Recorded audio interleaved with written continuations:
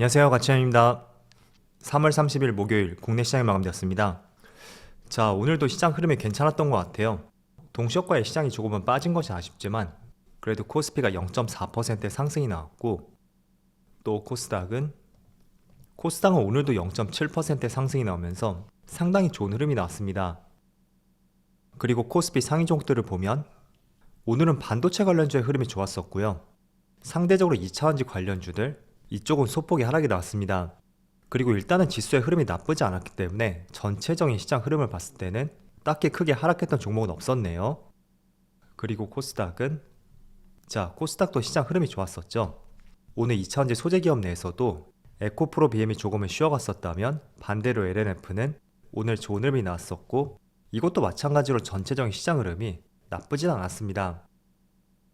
자, 이어서 코스피의 수급을 보면 오늘 모처럼 외국인이 2천억이 넘는 순매수가 들어왔어요. 또 반대로 기관은 모처럼 순매도가 나왔고요. 오늘만큼은 평소의 패턴이 달라졌다고 생각이 되고, 또 코스닥을 보면 반대로 코스닥은 오늘 외국인이 코스닥 쪽에서는 순매도가 나왔습니다. 자, 삼성전자는 오늘 외국인에 2천억이 넘는 많은 순매수가 들어왔고, 3거래일 동안 그래도 많이 빠져나가진 않았거든요. 그렇지만 매수가 들어올 때는 이렇게 크게 매수가 들어왔고, 또 반대로 SK하이닉스는 오늘 2%가 넘는 상승이 나왔거든요. 하지만 외국인의 6거래 연속 순매도가 이어지고 있고 기관이 많은 매수를 보여줬네요. 그래도 어제 제가 한 차례 말씀을 드렸듯이 외국인의 매도 규모만 줄어든다고 해도 기관의 적극적인 매수세가 이어지고 있는 만큼 상승이 나올 수 있다고 말씀을 드렸어요. 그래서 그런 흐름이 오늘 나왔다고 생각이 되고요. 그리고 어제 한 차례 외국인의 많은 매수세가 들어왔었던 에코프로, 오늘은 다시 외국인의 순매도가 나왔었네요. 그리고 기관은 지금 한 달 내내 매도세가 나오고 있습니다. 이어서 주체별 매매 동향에 대해서 살펴보도록 하겠습니다.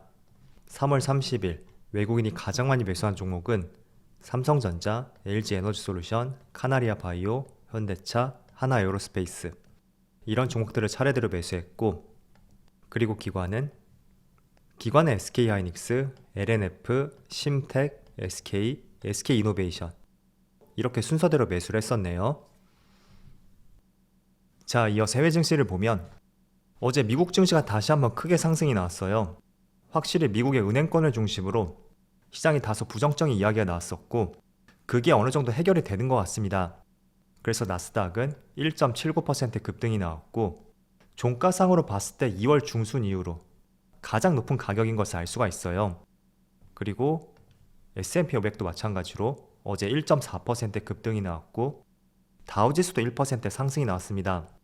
자, 그리고 무엇보다도 어제 반도체 지수가 3.2% 급등이 나왔어요. 고점 부근에서 다소 밀리는 모습이 나왔지만 1월부터 올해의 흐름을 봤을 때는 반도체 지수의 흐름이 가장 좋은 것을 볼 수가 있습니다. 비교를 한번 해보세요. 이게 반도체고, S&P 500, 다우지수, 나스닥, 이렇게 얼핏 비교를 해본다면 확연하게 체감이 되는 것을 볼 수가 있겠죠. 그래서 국내 증시도 오늘 반도체 관련주가 정말 강세 흐름이 나왔었고, 그동안 DB하이텍은 많이 상승이 나왔던 만큼 이 종목만 쉬어가는 흐름이 나오고 있고, 다른 종목들은 모두 크게 상승이 나오고 있습니다. 그리고 추가적으로 해외 증시를 보면 일본은 0.8%의 하락이 나오고 있네요. 그리고 대만은 0.3% 상승. 중국도 보합권 내에서 움직임이 나오고 있습니다. 자, 어제 미국 시장의 시간의 거래에서 마이크론 테크놀로지의 실적 발표가 있었고, 알려진 대로 실적은 정말 좋지 않았습니다. 하지만 조금은 긍정적으로 볼 수 있었던 것은 메모리칩 시장이 바닥을 쳤다는 마이크론 테크놀로지의 CEO의 발언이 있었고, 그래서인지 시간의 거래에서는 마이크론 테크놀로지가 1%의 상승이 나왔거든요. 자, 그런데 어제 이런 부분들이 주가에 조금 더 긍정적으로 해석이 되었던 것 같아요. 마이크론 테크놀로지가 6% 이상의 상승이 나왔었고, 인텔도 비슷하게 상승이 나왔거든요.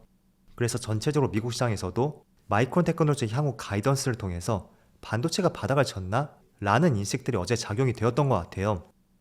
그리고 추가적으로 하루 정도 해석의 작업을 거치면서 더 좋은 흐름으로 연결이 되었습니다. 자, 일단은 어제 마이크론 테크놀로지가 실적 발표를 하고 나서 하루 정도 시간이 지났잖아요. 그래서 조금은 정제된 기사들이 나왔는데 제가 한 가지 기사를 말씀드려 볼게요. 일단 대제목은 마이크론 테크놀로지가 D램을 추가 감산했고 하이닉스는 하반기에 바닥을 다질 것이라는 기사가 실렸습니다. 그리고 중간에 제목들을 보면 D램의 가격은 2분기에도 떨어질 전망이에요. 15% 정도 하락할 전망이지만 업계에서는 하반기에는 재고가 줄어들 것이고 대체적으로 하반기에는 변곡점이 될 것이라고 전망을 하는 것 같습니다. 그리고 추가적으로 제가 강조해 드렸던 것이 기업들의 가이던스를 한번 잘 확인해 보자, 그런 말씀을 많이 드리잖아요. 어쨌든 실적이라는 것은 과거의 데이터이고 주가는 이런 부분을 선제적으로 반영을 하는 만큼 실적보다는 향후 가이던스에 대해서 조금 더 집중을 하자고 말씀드렸어요. 물론 실적이 시장의 컨센에 하회할 수는 있어도 그 여파는 길진 않을 것이고요. 더 크게 작용이 될 수 있는 것은 그래서 앞으로 어떻게 될 것인데, 그게 훨씬 중요하다고 볼 수 있거든요.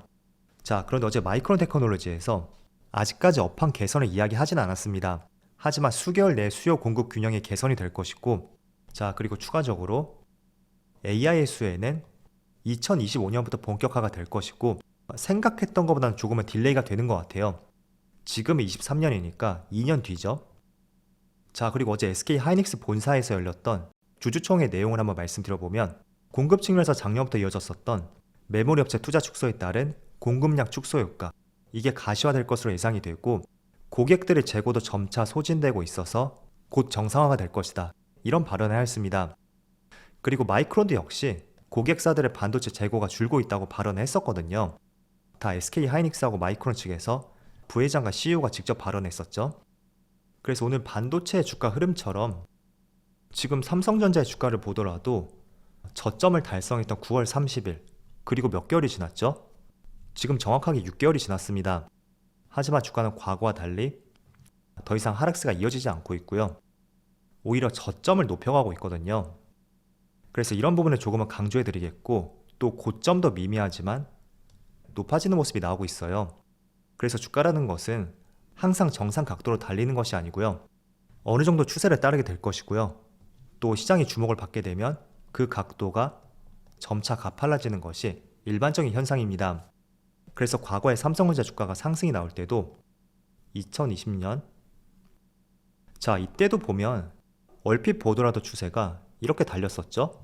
그런데 이렇게 추세가 굉장히 가팔라지는 모습이 나왔어요.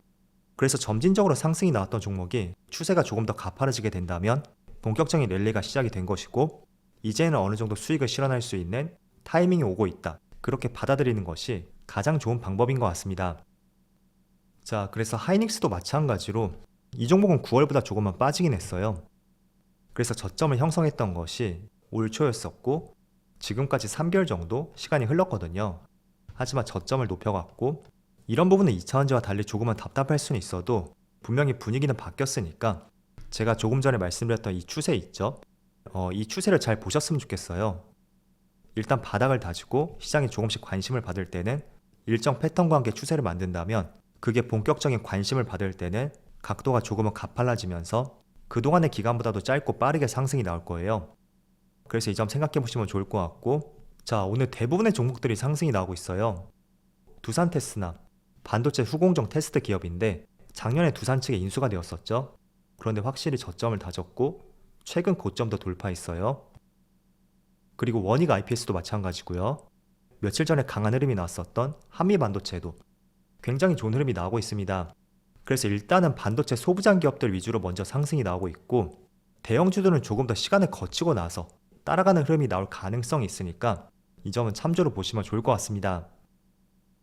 자, 그리고 오랜만에 SK이노베이션이 오늘 17%의 급등이 나오고 있어요.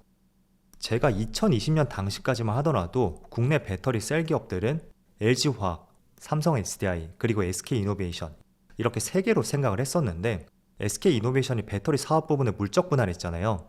물론 아직 상장은 하지 않았지만 SK온이라고 물적 분할을 했었고, 과거 사례를 봤을 때는 하나의 리스크로 작용이 될 수 있다고 판단을 했어요. 그래서인지 최근에 2차전지 흐름이 상당히 좋았다면 이 종목은 내내 주가가 흘러내리는 모습이 나왔고, 물론 정유 사업 부분 쪽이 작년부터 유가가 빠졌던 만큼 부정적으로 주가에 부담을 주었을 거예요. 하지만 아무리 그렇다고 해도 최근에 2차전지 흐름을 볼 때는 조금은 이해를 할 수 없는 주가의 흐름이었었죠. 그런데 오늘 거래량도 실리면서 바닥에서 큰 상승이 한번 나왔고, 재료를 보니까 전기주총에서 주주 환원 정책을 발표했고 이게 주가에 큰 영향을 미쳤습니다. 일단 내용을 정리해서 말씀드려 볼게요. 여기 하단을 보시면 SK온이 상장한 후에 물적 부담을 했어도 아직 상장은 하지 않았거든요.